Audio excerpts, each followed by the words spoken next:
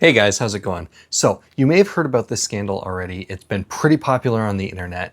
It's this big issue that's been going on with a big company known as Bricks and Minifigs. They're a Lego reseller, and some private individuals that tried to sell Legos, as well as one of their franchise owners who have been having trouble with the company. Now, this story is really interesting, really dramatic, and full of all that juicy drama. So I definitely, if you haven't seen anything on it, I definitely look into it more. But what's really interesting about this to me is something that we can learn about good ethical practices and human morality. So I'm gonna try and give my personal analysis of the ethics and morality of everything going on in the situation from a Catholic perspective. Okay, so first, we cannot discuss the actions of the company Bricks and Minifigs in terms of morality. That would be a category error. Big organizations like that can't be held morally responsible for a thing. They can be held to ethical business practices. There's a bit of a distinction in the study of philosophy between morals and ethics. They're very similar, very closely related. They are both topics concerned with right behavior. They both can be boiled down to the statement of what is right and what is wrong, right? What's acceptable and what's unacceptable. Ethics in particular, but morality to an extent, I've often heard as described. There are things that we can do, but we shouldn't do. Right? Just because you can do something doesn't mean you should do it. So ethics is the study of when you shouldn't do things that you can do. In this case, I think we have seen a lot of evidence of Bricks and Minifigs doing things that are not ethical. Now, from a Catholic perspective, ethics and morality both, should be directed towards the flourishing of humans. That is, if a practice works for the detriment of another person, specifically, this is what we call formal cooperation. That is, the intended purpose is the destruction of a human life, human flourishing, anything like that. It is not an acceptable practice. It would be unethical. Now, if a business were to conduct an unethical practice, it would be doing so by the direction of individuals, whether it be managers or executives or CEOs, whatever it is. Those direct intended behaviors in relation to those individuals is what we would call immoral. So those individuals can be held to a moral standard. Moral standards are more personal and relate to the quality of the person's behavior. While I think it would be correct to say that ethics is discussing systems of good and bad behavior, morality is discussing whether or not a person is doing good or committing evil. Something that is generally within the Catholic framework immoral would be the direct threatening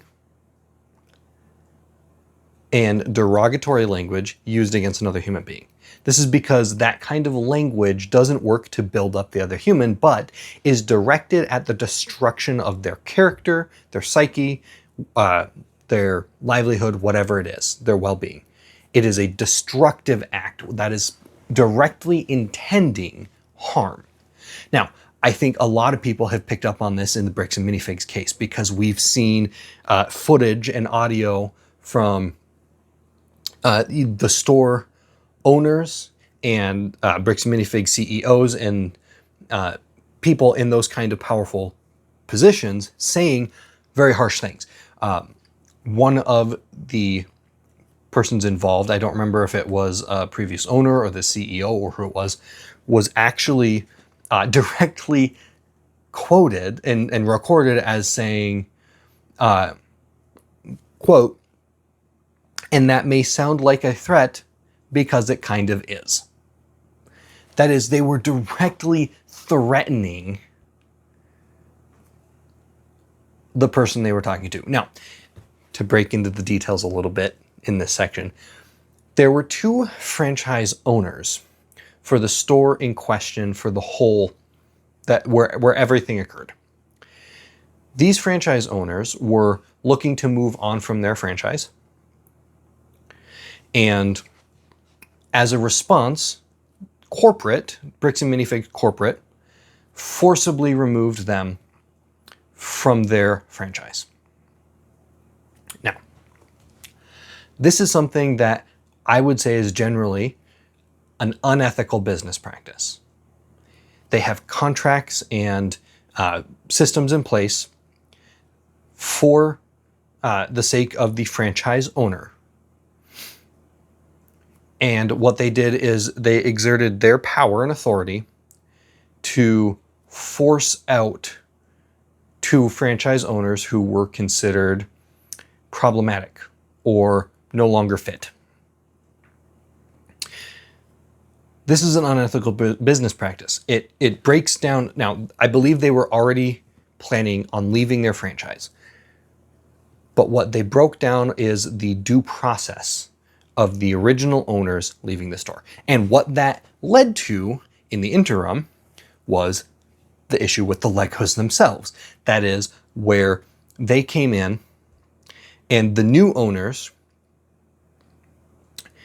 would not respect the consignment deal with the Legos. Now, this was a collection of very valuable Legos, a very large, valuable collection, valued somewhere between $100,000 and $200,000. Now, when the consignment went through, a contract was signed agreeing that we will take on the sale of these Legos. You will get all the money when we have sold them. We will take a percent of that usually. I don't know what the exact details of this contract were, but it usually works something like that. So because Bricks and Minifigs forced these owners out and it put new owners in place, the new owners said, we're not going to honor this contract that you had. Now, this is more shady business practice, more unethical business practice, because it breaks down human values and human relationships and human honor. And what that led to was a lawsuit where the gentleman who owned the Legos were trying to get them back because they were his Legos.